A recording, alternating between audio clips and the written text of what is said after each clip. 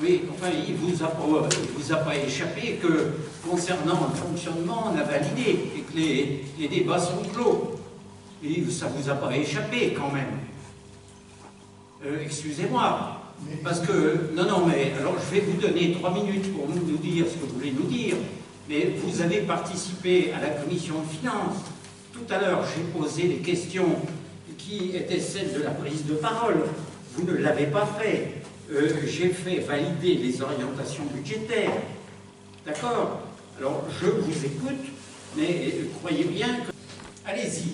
L'article L2312.1 explique que dans les communes de plus de 3500 habitants, le maire présente au conseil municipal un rapport sur les orientations budgétaires, les engagements pluriannuels envisagés ainsi que la structure et la gestion de la dette. Oui. Ce rapport donne lieu à un débat au conseil municipal dans les conditions fixées par le règlement intérieur prévu à l'article L2121.8. Lors du conseil municipal du 17 octobre dernier, dans mon intervention concernant la limitation de notre temps de parole, je vous avais rappelé ce manque qu'il y a dans notre règlement intérieur, mais depuis octobre, vous n'avez pas jugé utile de le combler. Vous aviez rouvert le règlement intérieur uniquement pour limiter notre temps de parole, et vous allez en profiter. Mais vous l'avez ensuite arrêtez de me dire, arrêtez s'il vous plaît, arrêtez de dire que c'est moi. Ce qui aujourd'hui s'applique au conseil municipal est validé par la majorité des conseillers. Donc, je vous en prie, aujourd'hui, nous sommes en démocratie, je vous l'ai déjà dit. Aujourd'hui, les conseillers s'expriment. Les conseillers s'expriment sur des demandes. Et lorsque, je vous l'avais dit, le temps de parole a été proposé à être limité, il n'a pas été uniquement du fait du... Je continue. La première économie que j'ai faite a été d'arrêter cet abonnement. Tout n'est pas faux et parfois des conseils sont intéressants. Mais en fait, comme il faut vendre du papier, il faut donner le... Mais on ne va pas sur Bécor. D'ailleurs, vous avez la réponse, arrêtez de lire. Non, etc. Alors, c'est bon. Alors, surtout... On va en sourire. Il est vrai que nous avons eu un moment d'anthologie quand vous nous avez présenté l'élasticité des dépenses et des recettes de fonctionnement. Et surtout au moment de sa conclusion, écoutez, on n'est pas très rigide. Lorsque vous serez ministre des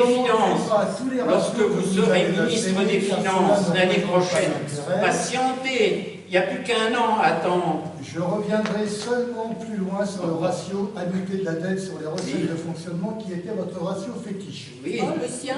Avant d'aborder leur rapport, je voudrais apporter une précision sur les méthodes employées pour le calcul des dépenses, des recettes de fonctionnement ainsi que des épargnes brutes et nettes. La méthode employée ici, donc dans le rapport, n'est pas celle de la DGFiP, mais celle préconisée par l'INED CNFPT. Oui. Et vous pourrez constater des écarts entre les chiffres que nous avons déjà publiés et ceux qu'on trouve dans ce document. Ce n'est pas très important. Le principal est de définir une méthode et de s'y tenir pour les rapports des années suivantes. Un seul point me gêne, c'est le seuil d'alerte de 1,2 pour le taux d'endettement. Ce ratio est défini comme étant l'encours de dette sur les recettes de fonctionnement, mais c'est un ratio DGFiP. Et les recettes de fonctionnement intègrent les attributions de compensation du chapitre 14 comme une moindre recette. Il y a un écart qui n'est pas négligeable. Venons-en au rapport. Voici la manière dont je définirais ces trois... Je me dépêche. Voici la manière dont je définirais ces 3 premières années de notre commune nouvelle, analyse qui est maintenant confirmée par le rapport d'orientation budgétaire. 2016, budget open bar. Monsieur Fournier, vous avez cru trouver avec la commune nouvelle l'accord d'abondance. Il est vrai que nous conservons et que nous avions un bonus dû à la création de la commune nouvelle. Vous avez donc déclaré que toute prestation avantageuse du commune serait élargie à l'ensemble des habitants de la commune nouvelle. Et tous les investissements proposés ont été acceptés. Votre indicateur miracle pour inscrire tous les investissements est à l'annuité sur les recettes de fonctionnement. Vous nous avez expliqué lors de la première commission finance du 31 mars 2016, impressionnant cette commission, vous récitiez les chapitres du MCA. J'ai dormi depuis 2016. Vous étiez un expert et nous vous faisions confiance. Vous nous avez expliqué que si nous voulions faire tous les investissements, il faudrait emprunter 2,9 millions, mais que cela ne posait pas de problème, car nous aurions alors 497 000 € d'annuité, ce qui représenterait 40% des recettes de fonctionnement, et nous pouvions aller jusqu'à 30%. Heureusement, nous n'avons emprunté que 1 277 000 euros. Oui, parce qu'on avait besoin de Il y ça. avait un peu plus d'1 million dans les rares 2015 et les investissements n'ont pas tous été réalisés ni lancés. Pour un budget de 4 360 000 euros, dont 1 180 000 rares, nous n'avons réalisé qu'un 1 275 000 euros. S'il vous plaît, est-ce que j'ai le droit de poser une question? J'aimerais bien savoir, vous êtes en train de nous parler de 2016. Je pense que là, il y a écrit 2019-2020. Alors, je ne sais pas, c'était en 2016 qu'il fallait dire tout ça. On est passé, c'est fait, ça y est, c'est terminé. Et je pense qu'on n'a pas mis la cabane sur le chien. On a décidé de ce qu'on va faire au conseil municipal de 2019. Pas de ce qui s'est passé en 2016. L'orientation budgétaire, c'est de reprendre et de faire un bilan. Pas seulement ça. Le rapport d'orientation budgétaire nous donne 2017, 2018 et je continue. Non mais, on est en conseil municipal, on n'est pas là pour vous écouter. Il y a encore plein de choses à discuter qui sont Non mais après, il écoutera plus. pas ça. Vous venez de le voter, ce truc-là. Attends. On arrête. Laisse parler monsieur le chancelier de l'échiquier. Voilà. Monsieur le chancelier de l'échiquier. Futur. Les résultats de fonctionnement de l'année 2016 ont été corrects sans être extraordinaires. La dette, selon votre seul critère, était sans problème et nous avons continué sur notre lancée. Mais notre dette était déjà de 4 000 Mais personne ne vous écoute, hein. Non, en plus, Elle a 40% en un an. Et notre capacité de désendettement était de 14 ans.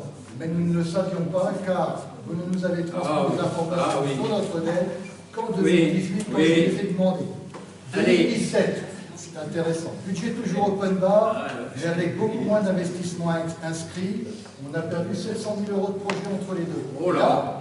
Vous nous avez alerté sur le fait. On a fait 500 000 euros d'investissement à Paris. On l'aurait fait sans la commune nouvelle. L'Europe dit, après un exercice 2017 délicat. Bon, ça y est, vous avez fini. Délicatement dit. Non, si on regarde les chiffres, en face, ça a été catastrophique. L'année 2017 a été catastrophique. Alors nous avons posé la question, et votre expertise s'est révélée une illusion. D'ailleurs, vous avez fini par reconnaître, quand il y a un des conseils, que vous n'étiez pas un gestionnaire. Mais on est tous des crétins. Notre épargne brute n'était plus que de 131 000 euros, soit 95 versets. Notre épargne nette était négative, notre dette était de 4,6 millions, ce qui amenait la capacité dans les ça y est, c'est dommage à qui s'écouter. Lorsque je vous ai annoncé ces chiffres, vous avez noyé le poisson, votre stratégie. Oui, bien sûr. Vous nous avez présenté votre ratio dont la l'électricité à un grand moment de science économique. À cette période, Je vais être obligé de vous arrêter. Je suis obligé de vous arrêter. J'ai droit à 10 minutes, monsieur le Premier. Ça fait déjà 9 minutes 30. Raison dans son rapport d'octobre dernier et le rapport d'orientation budgétaire que nous examinons aujourd'hui nous donne raison. Comme le budget est dans la même ligne que le CA 2017, nous avons eu raison de nous abstenir pour voir. Oui. Mais c'est là, j'en suis sûr, vous ne le reconnaîtrez jamais. Vous avez noyé le poisson encore une fois. Mais oui. Mais il faut relire ce qui était écrit dans le PV de la réunion du 19 avril 2018. M. Sadi fait part de son inquiétude sur le montant de l'encours de la dette. C'est vrai. Résumé, très résumé de mes interventions. Et votre réponse, M. le maire lui fait part des différents ratios utilisés en analyse financière par les services de la DDT et de la préfecture. Je pense qu'ils vont être très surpris de savoir qu'ils utilisent l'élasticité des dépenses et des recettes de fonctionnement. Et votre conclusion, il s'avère que pour la commune, ces ratios sont inférieurs au seuil d'alerte. D'abord, c'est faux. Le taux d'endettement était de 1,28 selon la méthode du rapport et de 1,39 selon la méthode des DGFiP. Pour un taux maxi de 1,2. Bon, ça y est. Non, ça y est pas. Ça y est pas. Mais il dit ce qu'il veut, Mais on ne vous écoute pas. Il est clair que les ratios mis dans le rapport d'orientation budgétaire sont ceux qu'il faut suivre. Mais par contre, il n'y a pas de valeur de référence ou d'objectif. On pourrait prendre les valeurs des communes de même strat données par la DGFiP. Et même si cette comparaison est intéressante, elle a ses limites. Je passe. Alors, on peut prendre les valeurs prises par les banques pour prêter aux communes. Par exemple, il y a eu une réunion d'information sur la gestion de la dette organisée par l'AMF de l'Aube et qui s'est tenue le 30 octobre dernier. Georges Brasse, responsable des financements à la Banque Postale, nous avons entre autres donné les ratios utilisés par les banques pour déterminer la santé financière des communes. Le taux d'épargne brut est jugé bon s'il est supérieur à 15%. La moyenne de la strate est à 17,6. Il faut commencer à s'alerter si on est inférieur à 8, et si on est inférieur à 5, c'est la cata. Notre épargne brute était de 3,66, de 5,5 ou de 5,2 si on ne prend pas les ICN en compte en 2017. Il était de 9,83 en 2007, ce qui était très moyen. La capacité de désendettement est jugée bonne s'il est inférieur à 8 ans. On doit commencer à s'alarmer si elle est supérieure à 11 ans. C'est la cata si elle est supérieure à 15 ans. En 2017, elle était de 40 ans, je ne sais pas. 40 ans. En 2016, nous étions à 14 ans, ce qui n'était pas bon du tout. La moyenne de 2016 est 14 ans. Le taux d'endettement est jugé bon s'il est inférieur à 1. On doit s'alarmer s'il est supérieur à 1,5. Alors que le DGFiP donne 1. En 2017, on était à 8 à comparer au 1,22 2016. Venons-en en 2018. En 2018 et d'abord au budget. J'avais envoyé un mail le 28 mars 2018 aux membres de la Commission Finances pour les alerter. Donner les mêmes ratios que ceux qu'on trouve dans le rapport d'orientation budgétaire avec les mêmes valeurs. Au final, l'épargne brute était de 5%, l'épargne nette était négative, la capacité de remboursement de 25 ans, le taux d'endettement à 1,29. Bon, vous avez voulu rogner sur certains postes du chapitre 11, mais l'économie était faible et ressemblait plus à un coup de rabot et une étude sérieuse. Je me souviens même qu'au moment du vote du budget, nous avions déjà atteint les sommes prévues pour certains articles du chapitre 11. Nous avons donc eu parfaitement raison de nous abstenir lors de ce vote de ce budget. Alors, heureusement qu'il y en a qui ont voté le budget pour que vous puissiez faire les travaux à Palisse. Hein, entre nous. Heureusement que le budget a été voté pour pouvoir engager les travaux à Palisse. Hein? Si le Conseil s'était abstenu, ça aurait été lancé? Sûrement pas. Le résultat de la section de fonctionnement est le résultat de la section de fonctionnement est 590 000 €, soit 12 fois plus qu'en 2017. Devons-nous nous réjouir de ce résultat? Non, car l'objectif d'une commune n'est pas de faire de très bons résultats, mais d'apporter des services aux habitants et d'investir. Sans être véritablement exceptionnel, ces résultats sont bons avec un taux d'épargne de 15%, une capacité de désendettement de 7 ans 8, de 7,8 ans et un taux d'endettement à 18, ce qui reste encore élevé. La conclusion de cette analyse est qu'il n'est pas facile. La conclusion de cette analyse est qu'il n'est pas facile de dire si notre commune est revenue sur les rails ou si elle est encore en risque.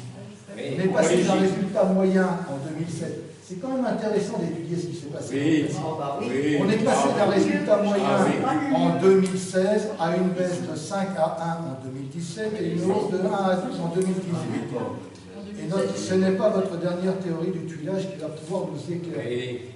Si vous avez expliqué tout à l'heure qu'en 2017, il y avait eu certainement, vous aviez validé toutes les factures.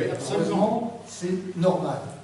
Peut-être qu'en 2016, il y a eu, toutes les factures n'avaient pas été validées. Mais si vous additionnez 2016 et 2017, les résultats ne sont pas si bons que ça. Ils ne sont pas si bons que ça. En 2016, on ne vous voyait pas, hein, M. Sadio. Oui, vous n'étiez pas au Conseil, là. En 2016, je n'étais pas au Conseil. On vous a jamais vu. Très occupé par ailleurs. J'ai fait énormément en déplacement. Nous aussi. C'était bien que vous étiez occupé. J'avais du temps à l'espoir professionnel. Les conseils se passaient trop bien. Notre plus gros problème reste la dette et je suis ravi de voir. Je vais vous dire, moi, ce qui m'agace, c'est de voir ce qui va être encore demain. La conclusion du journal, on va encore dire que c'est la gabegie avec son homme. Et ça me fatigue. Je vous le dis. Ça me fatigue. À cause de votre indicateur admetteur au fonctionnement et de votre méconnaissance de l'analyse véritable de la gestion financière des communes. La limite acceptable de ce ratio a varié au fil du temps. Il est passé de 30% lors de la réunion de la première commission finance le 31 mars 2016 à 20% préconisé par la DGFiP selon vous, lors de la commission finance du 10 avril 2018 et pour finir à 22% lors du conseil du 19 avril 2018. Cette valeur limite était la limite VK, mais vous nous l'aviez présentée comme étant une limite DGFiP. La DGFiP n'a jamais mis de seuil à ce ratio. Même VK dit d'être prudent avec ce ratio. Un certain nombre, je vais bientôt finir. Un certain nombre de critiques est toutefois sur cet indicateur, car un allongement de la durée des emprunts peut améliorer ce ratio, bien qu'elle entraîne au final un alourdissement du coût financier global. Ce ratio nous permet donc de poser le constat d'une situation délicate sans pouvoir anticiper les difficultés, à la différence d'autres ratios plus pertinents, comme le ratio de capacité de désendettement. Et effectivement, pour avoir ce seul ratio correct, vous avez préféré faire des emprunts sur 20 ans pour étaler les remboursements. Ce qui fait que maintenant, nous sommes endettés sur une très longue période. Et au final, comme le dit Becca, on a un alourdissement du coût financier global. Les intérêts ne sont pas du tout les mêmes entre un emprunt à 20 ans et un emprunt à 15 ans, par exemple.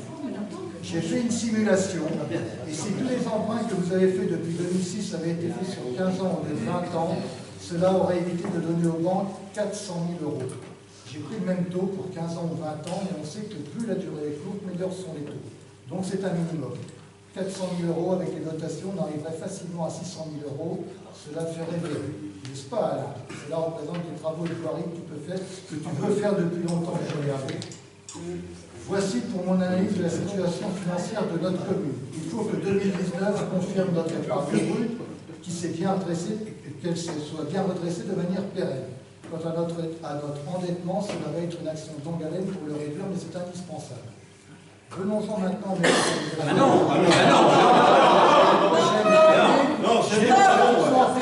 Ça suffit de conneries. Effectivement, poursuivre la politique de maîtrise des dépenses. Par contre, l'augmentation de la participation des usagers au service doit être faite en dernier recours, et je propose de geler cette année les tarifs. Les parents ont suffisamment souffert l'an dernier. On vote, de toute façon. Bon, ça y est, il a fini. Non, il a fini. Il prend sa respiration. 450 000 €. J'ai une proposition. Le fait de verser 450 000 € de la section de fonctionnement à la section d'investissement me semble une bonne mesure. Cela nous laisse un report de 350 000 € sur l'exercice 2019. Nous pourrions définir ce montant comme devant être notre report annuel afin d'assurer la trésorerie de début d'année. Tous les ans, on est la même chose.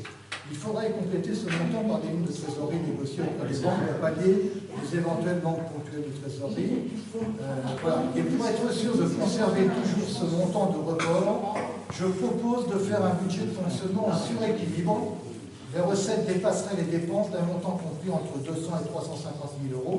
Si on veut être dedans et être inférieur à 350 000 €, on mettrait la différence dans les dépenses imprévues au chapitre 22.